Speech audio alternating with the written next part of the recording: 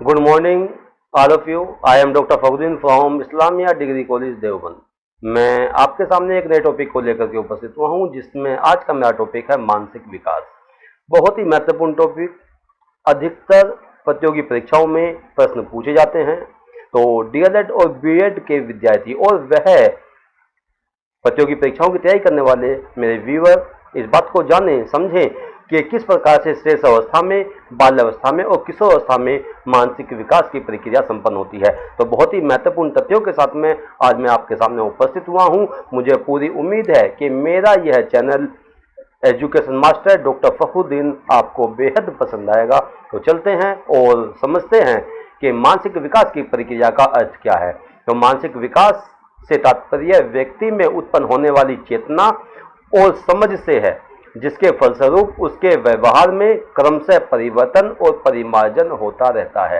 यहाँ पर समझने का प्रयास कीजिएगा कि मानसिक विकास के संदर्भ में यहाँ पर आपके सामने क्या कहा जा रहा है कि जैसे जैसे बच्चा धीरे धीरे बड़ा होता है तो उसके अंदर चेतना और समझ विकसित होती चली जाती है और वह परिपक्वता की ओर बढ़ता हुआ चला जाता है। यहाँ पर परिवर्तन भी बालक के अंदर होता है और परिमार्जन भी बालक के अंदर होता है। यहाँ पर हम व्यवहार में परिमार्जन की बात करते हैं, व्यवहार में मॉडिफिकेशन होता है, तो उस मॉडिफिकेशन के फलस्वरूप बालक के मानसिक विकास की प्रक्रिया धीरे धीरे धीरे आगे बढ़ती हुई चली जाती है। इसके अलावा आगे देखते हैं कि मानसिक विकास से तात्पर्य मानसिक क्षमताओं में होने वाले परिवर्तन से है। यहाँ पे जो मानसिक क्षमताएं हैं जो आपके सामने यहाँ पे स्पष्ट रूप में लिखी हुई है कि जैसे तर्क, चिंतन, कल्पना, स्मृति, अधिगम, बुद्धि, निर्णय, संवेदना आदि क्षमताओं में होने वाला परिमार्जन।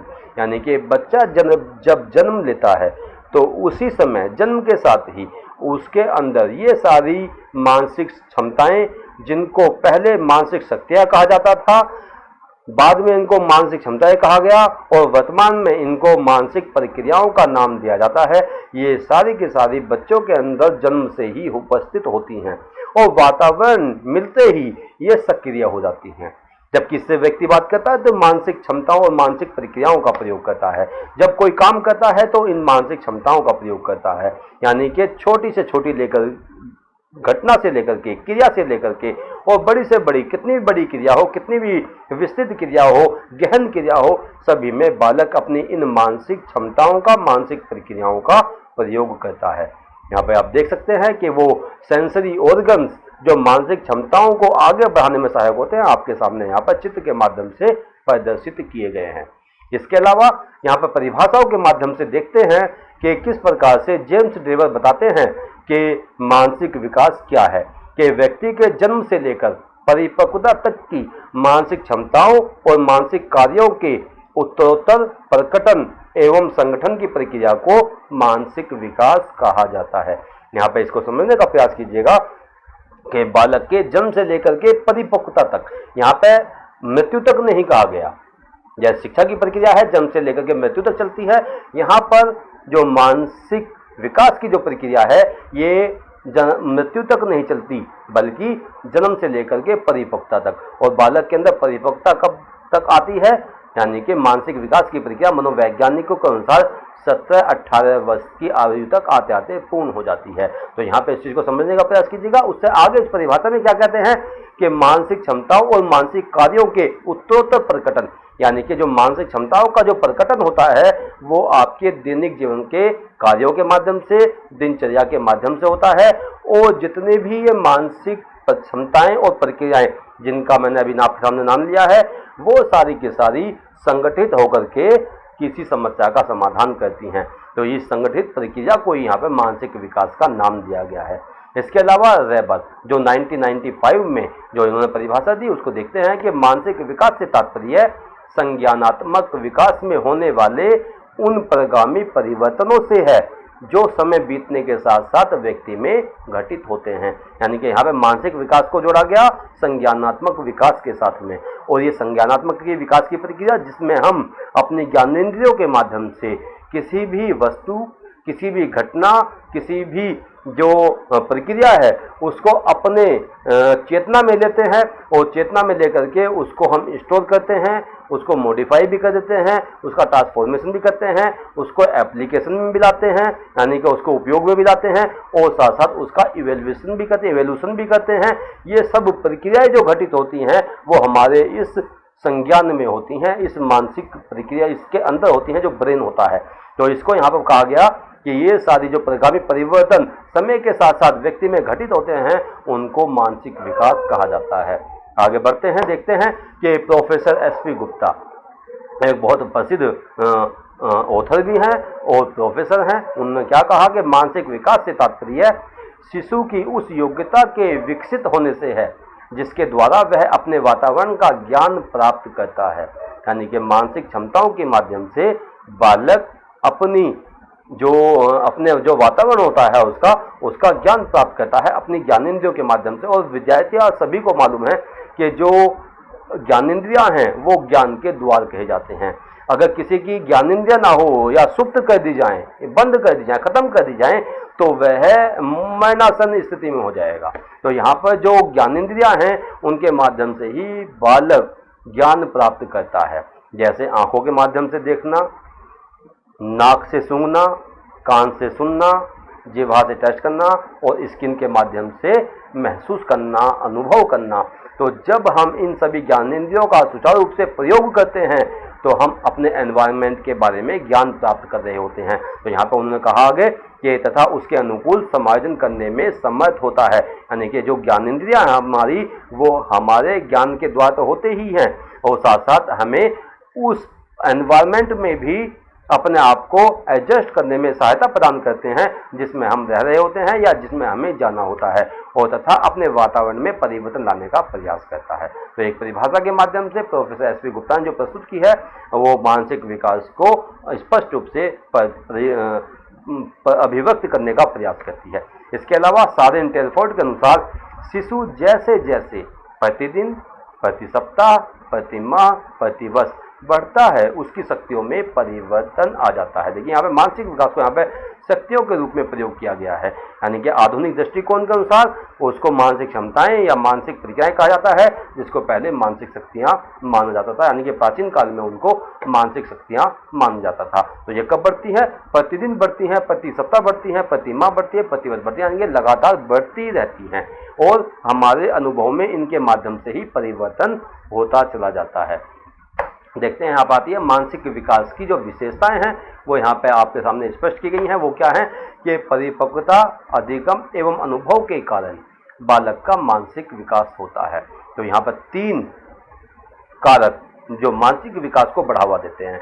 या परिपक्वता यानी कि एक जैविक प्रक्रिया है परिपक्वता जो कि अपने आप होती है, तो वो परिपक्वता के कारण बालक का मानसिक विकास होता है। दूसरा है अधिगम, यानी कि जब हम किसी क्रिया को सीख रहे होते हैं, खुद कर रहे होते हैं, तो हमारा मानसिक विकास होता है। और जब हम किसी क्रिया को खुद करते हैं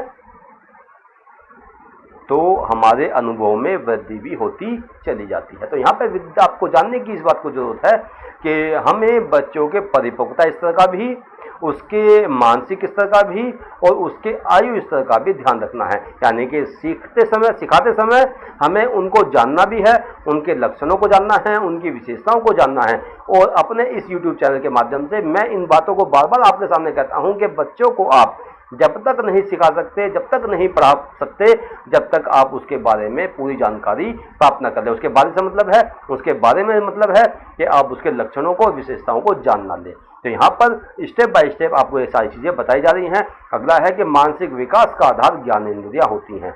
मानसिक विकास मानसिक क्षमताओं एवं मानसिक योग्यताओं से संबंधित होता है। मानसिक विकास सतत चलने वाली प्रक्रिया है जो जन्म से लेकर के परिपक्वता तक चलती रहती है तथा जिससे अनुभवों में वृद्धि होती है। इसके अलावा देखते हैं कि मानसिक विकास की क्या क्या विशेषताएं हैं। आगे बढ़ते हैं कि मानसिक विकास बालक की आयु के साथ साथ बढ़ता रहता है। इसके अलावा कि मानसिक विकास के कारण बालक वातावरण की क्रियाओं, घटनाओं और तत्वों और उसमें होने वाले परिवर्तनों को समझने लगता है। इसके अलावा मानसिक विकास के चलते बालक अपने विचारों को तर्कपूर्ण ढंग से अभिव्यक्त करना सीख लेता है। यानी कि जिन बालकों का मानसिक विकास हो जाता है वह अपनी बातों को, अपने विचारों को, अपनी भाषा शैली को सही ढंग से दूसरे के सामने रखना या अभिव्यक्त करना सीख लेते हैं। इसके अलावा मानसिक विकास की विशेषताओं के बारे में आगे क्या कहा गया है कि मानसिक क्षमताओं के निरंतर वृद्धि के कारण बालक भविष्य के प्रति सजग तथा योजना बनाना तथा उसे क्रियान्वित करना सीख लेता है। यानी कि योजना बनाने की जो प्रक्रिया है और उसको एग्जीक्यूट करने वाली जो प्रक्रिया है वो मानसिक विकास के माध्यम से ही संपन्न होती है। इसके अलावा मानसिक क्षमताओं का विकास होने पर ही बालक पूर्व अनुभवों एवं घटनाओं का विश्लेषण करना तथा उनसे लाभ उठाना सीख लेता है। यानी कि जब उसके अंदर परिपक्वता आ जाती है, अनुभव में उसके वृद्धि हो जाती है, क्रियाओं को वह सीख लेता है, तो वह अब वातावरण को एनालाइज करना भी सीखता है तथा उससे लाभ उठाना, यानी कि उसको अप्लाई करना, उससे लाभ उठाना भी सीख लेता है। मानसिक क्षमताएं बालक को उसके द्वारा लिए गए निर्णयों का मूल्यांकन तथा उसका अनुप्रयोग करने की योग्यता विकसित करती हैं। अब यहाँ पर विभिन्न पक्ष आपके सामने स्पष्ट रूप से दर्शाए गए हैं।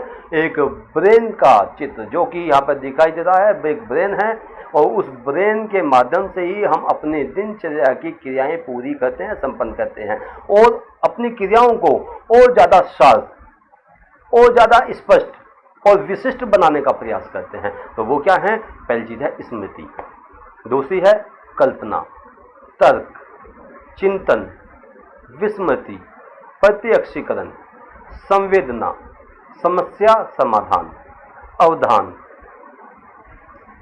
जिज्ञासा, प्रतिमा, भाव, निर्णय क्षमता, निरीक्षण, बुद्धि, रुचि एवं अभिव्यक्ति, भाषा, भाव और बोध, कॉम्प्रिहेंशन, ये सभी मानसिक विकास की प्रक्रिया है, मानसिक पक्ष हैं जो कि आपको जानना जरूरी है। कई बार एग्जाम में इस चीज को लेकर के प्रश्न आ जाते हैं।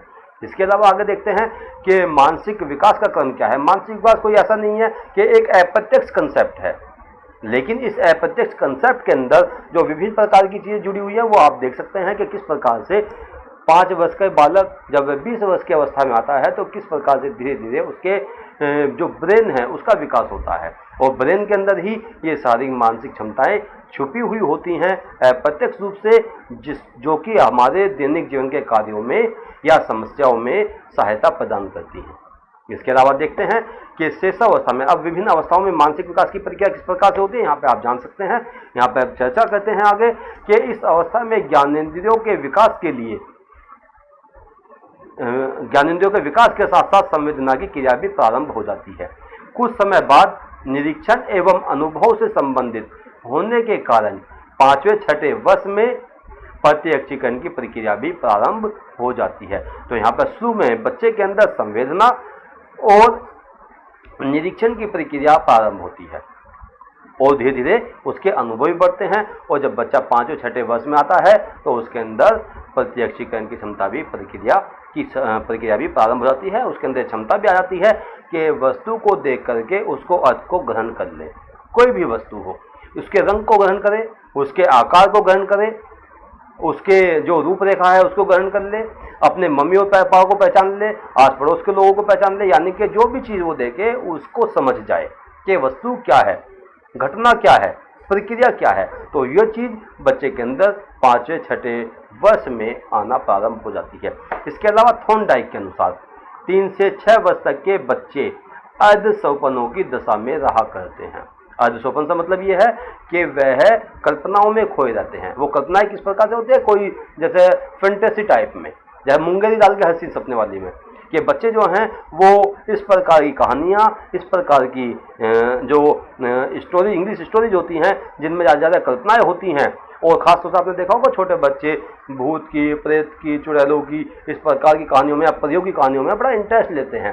तो इस अवस्था में, इसी वजह से थॉर्नडाइक ने कहा कि इस अवस्था में बच्चे का जीवन जो होता है वो अर्धस्वप्नों में खोया हुआ रहता है, जिसमें खेल की कल्पना, अतीत की स्मृति एवं वास्तविकता का एक अद्भुत सम्मिश्रण होता है, यानी कि कल्पना भी होती है, अतीत की कल्पना यानी कि भूतकाल की कल्पना होती है, और स्मृति वर्तमान की स्मृति होती है, वास्तविकताओं का एक अनुभव उसके माइंड में समाया हुआ होता है। इसके अलावा इस अवस्था में रटने की प्रवृत्ति, अनुकरण की प्रवृत्ति और जिज्ञासा की प्रवृत्ति अधिक होती है। यहाँ पे शिक्षकों के लिए बहुत ज़्यादा जरूरी है बात को जानना कि जब वह बच्चों को पढ़ाएं तो इस बात का ध्यान रखें कि रटने की प्रवृत्ति बच्चे के अंदर ज़्यादा होती है, और कई कंसेप्ट ऐसे होते हैं जो बिना रटे याद नहीं हो सकते, जैसे टेबल्स होती हैं, जैसे काउंटिंग होती हैं, कविताएं होती हैं।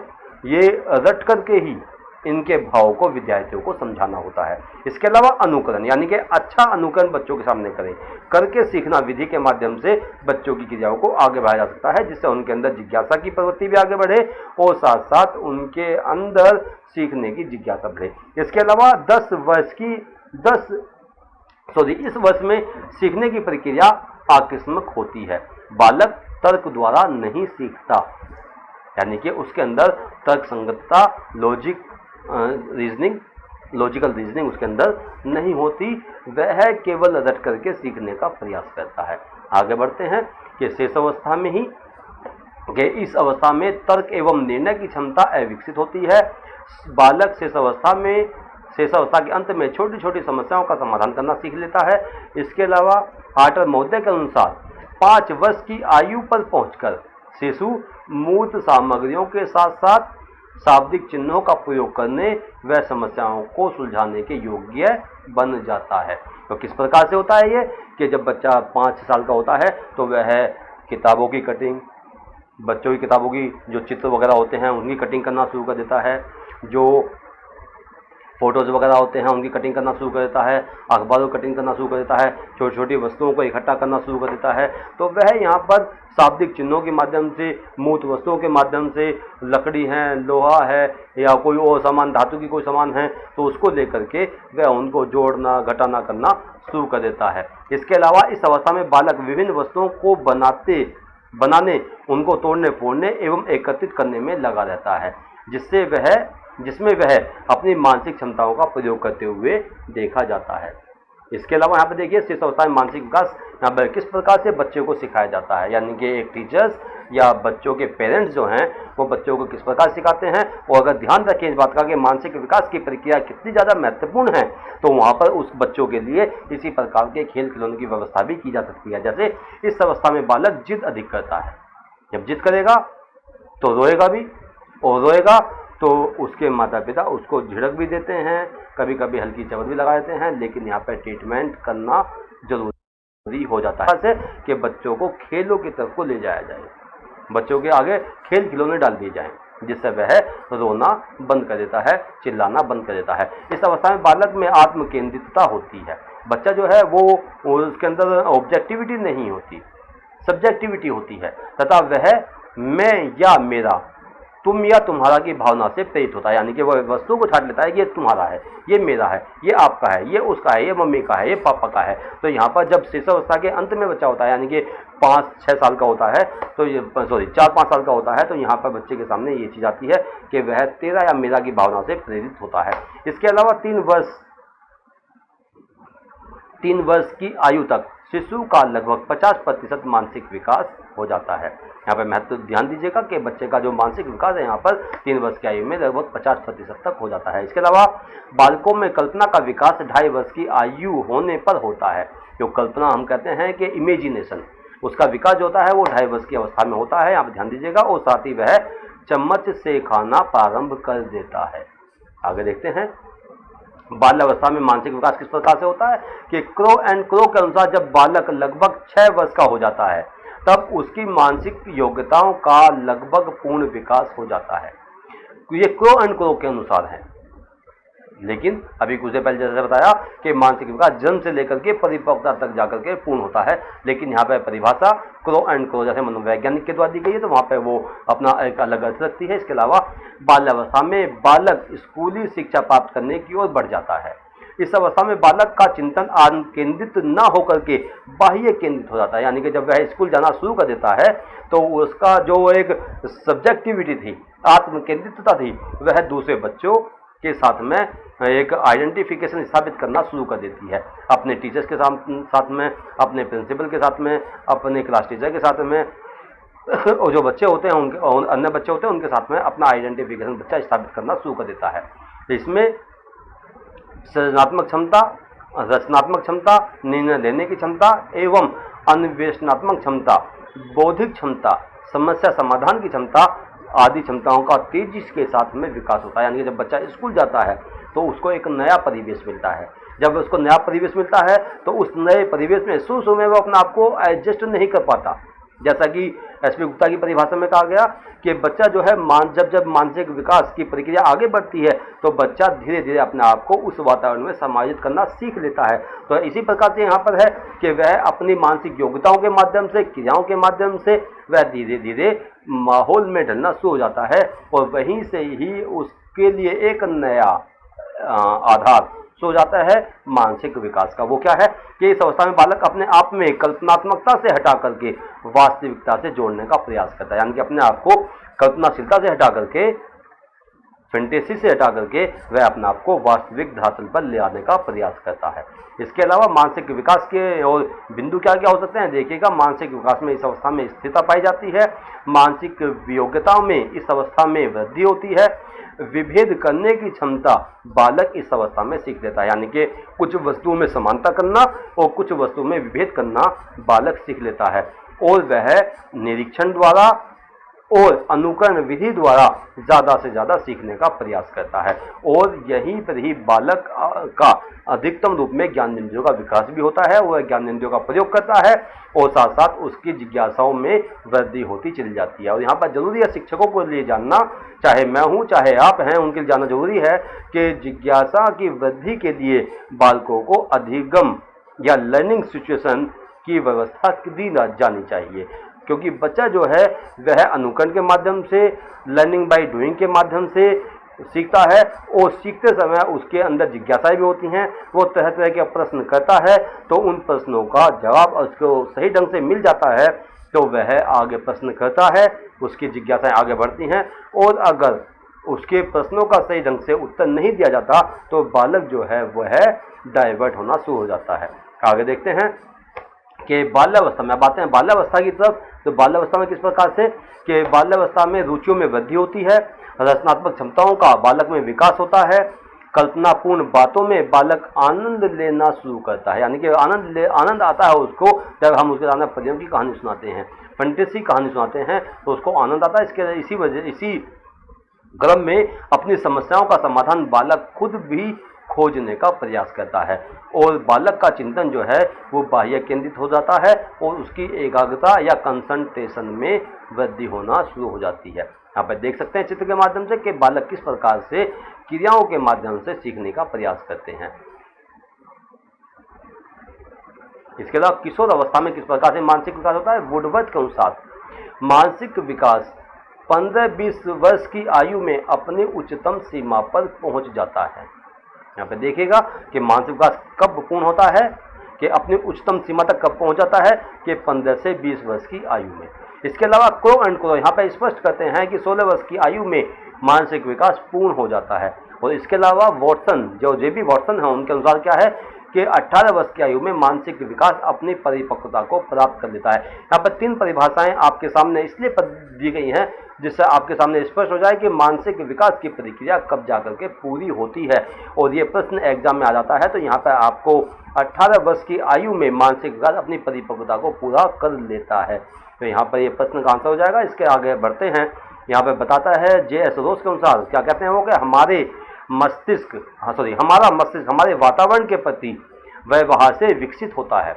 आंतरिक प्रवृत्ति के आधार पर ही बाह्य प्रवृत्ति का निर्माण होता है। यानी कि हमारी जो आंतरिक प्रवृत्तियां होती हैं उनके माध्यम से बाह्य प्रवृत्ति का भी निर्माण होता है और ये बारी बारी से पूर्ण संगठित रूप में प्रस्तुत होती हैं।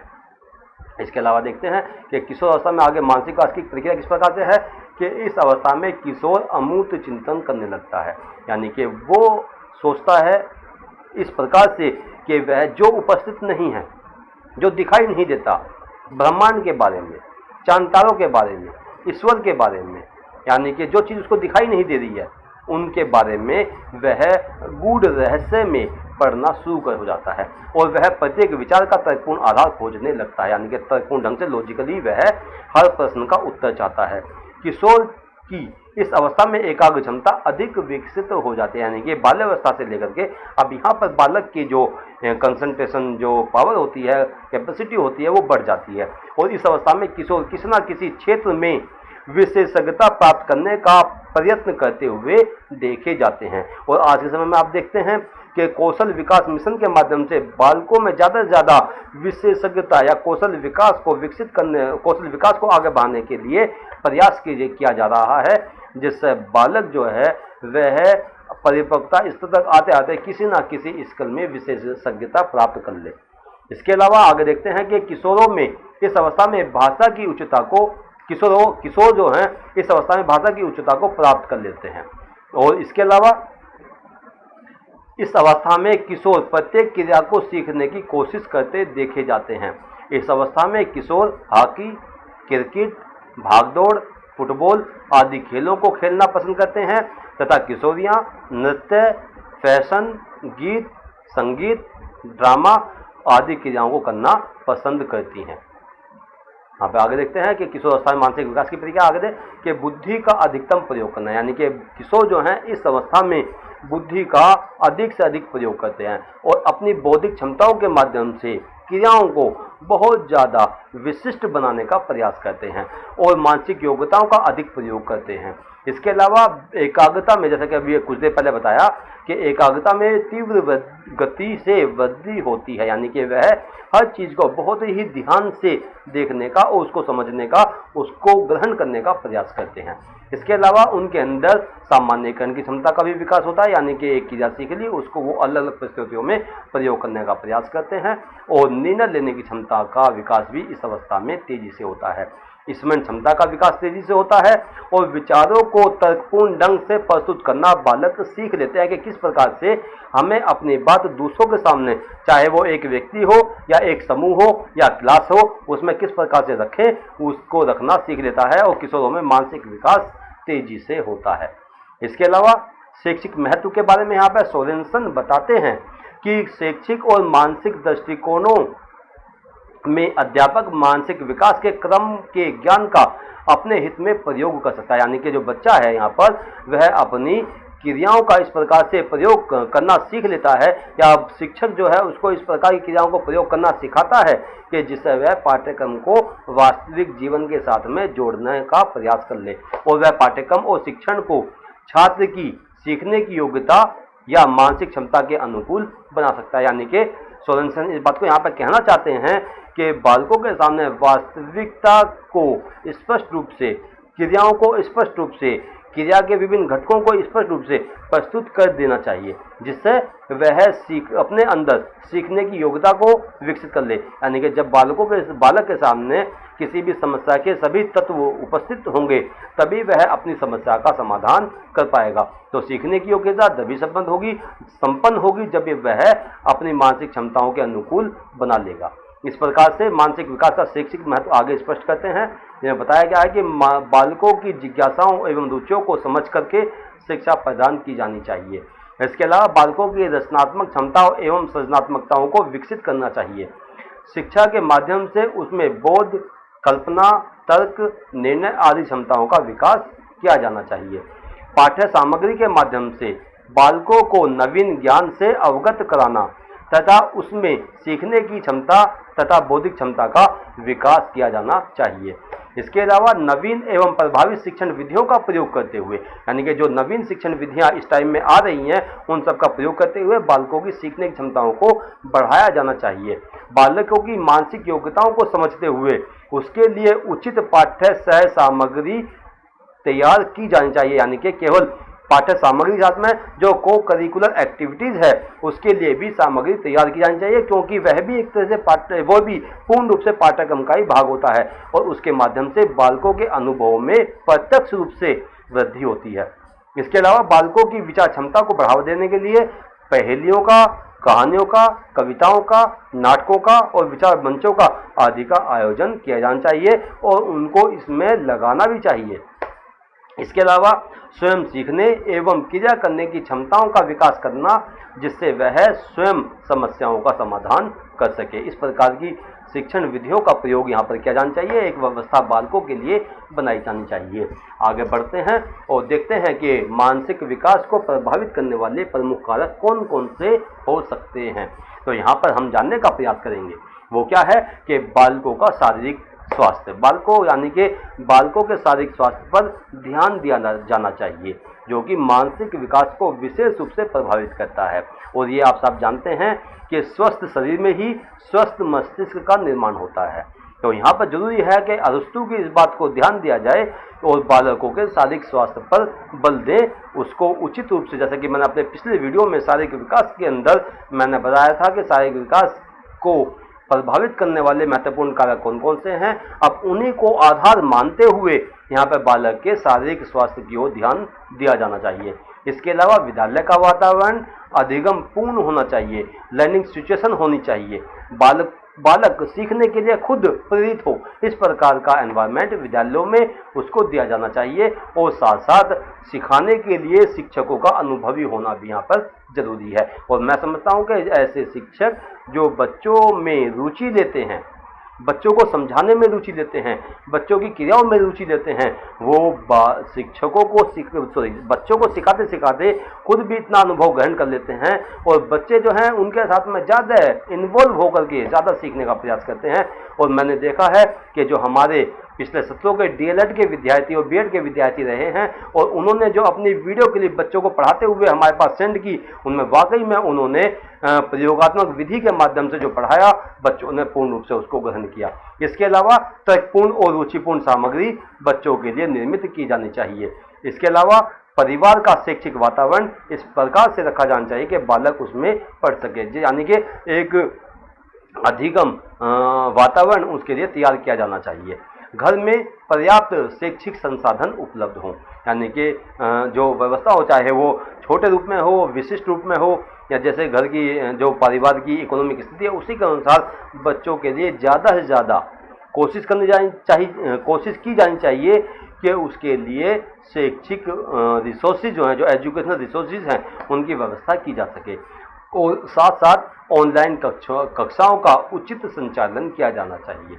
ये शिक्षक के लिए और स्कूल प्रबंधकों के लिए जरूरी है कि ऑनलाइन कक्षाओं का ज़्यादा से ज़्यादा संचालन हो, उचित संचालन हो, इस प्रकार की व्यवस्थाएं की जाएं, क्योंकि अब जो कंसेप्ट है वो धीरे धीरे बदल रहा है। और लॉकडाउन में हम सभी ने देखा है कि किस प्रकार से ऑनलाइन कक्षाओं के माध्यम से बच्चों को सिखाने पर ज़्यादा बल दिया गया है। तो यहाँ पर ऑनलाइन कक्षाओं का ज़्यादा प्रयोग किया जाना चाहिए, जिससे बच्चे जो हैं ज़्यादा सीख सकें। इसके अलावा तकनीकी का उचित प्रयोग करने की क्षमता का विकास भी किया जाना चाहिए। ये भी बालकों के मानसिक विकास को प्रभावित करने की क्षमता रखती है। इसके अलावा मैंने यहाँ पे ये 2 पॉइंट यहाँ पे एक्स्ट्रा जोड़े हैं जो पुस्तक में नहीं है, वो है वीडियो लेक्चर का प्रभावी होना, यानी कि वीडियो लेक्चर इस प्रकार से बनाए जाएं जो बहुत ज़्यादा लंबे ना हो, 15-20 मिनट से लेकर के 25 मिनट के लगभग हो और बच्चा उनको ध्यानपूर्वक समझ सकें। हालांकि मैंने देखा है कि बहुत सारे बच्चे, यानी कि जो विद्यार्थी हैं, शिक्षकगण हैं, अभिभावक हैं, वो वीडियो को देखते हैं और उनको जानने का प्रयास करते हैं, समझने का प्रयास करते हैं। और ये जो वीडियोस आपके लिए बन रहे हैं, ये कक्षाओं के लिए बने, आपके लिए बने, समझाने के लिए बने, मोटिवेशन देने के लिए बने, वो सब आपके लिए बहुउपयोगी होते हैं। इनको आप देखिएगा, समझिएगा, जानने का प्रयास कीजिएगा। तो ये अपना ये लेक्चर मैं यहीं पूरा करता हूँ। मुझे पूरी उम्मीद है कि मानसिक विकास के जो विभिन्न बिंदु मैंने आपके सामने तथ्यपूर्ण ढंग से आपके सामने प्रस्तुत किए हैं, आपको ज़रूर पसंद आए होंगे। अगर आपको पसंद आए तो मेरे इस YouTube channel education master doctor Fakhruddin को लाइक करें, ज़्यादा से ज़्यादा शेयर करें और सब्सक्राइब करें। ये केवल मैं इसलिए नहीं कहता कि आप लोग करें, बल्कि ये है कि मेरे ये वीडियोज़ प्रत्येक विद्यार्थी के पास पहुँच जाएँ, उनको पसंद आएँ और वो इसको समझने का प्रयास करें। और मेरी कोशिश ये है कि बच्चे नोट्स बनाने में टाइम न लगाएं, बल्कि तथ्यपूर्ण जो नोटिस उनके पास पहुंच रहे हैं, फैक्चुअल नोट्स जो उनके पास पहुंच रहे हैं, उनके माध्यम से ही सीखने का प्रयास करें। रटे बिल्कुल ना, उनको केवल अपनी ज्ञानेंद्रियों के माध्यम से समझने का प्रयास करें, प्रत्यक्ष अनुभव वो ग्रहण करें। तो इन्हीं शब्दों के साथ में आज मैं आपसे विदा लेता हूँ। धन्यवाद। जय हिंद, जय भारत।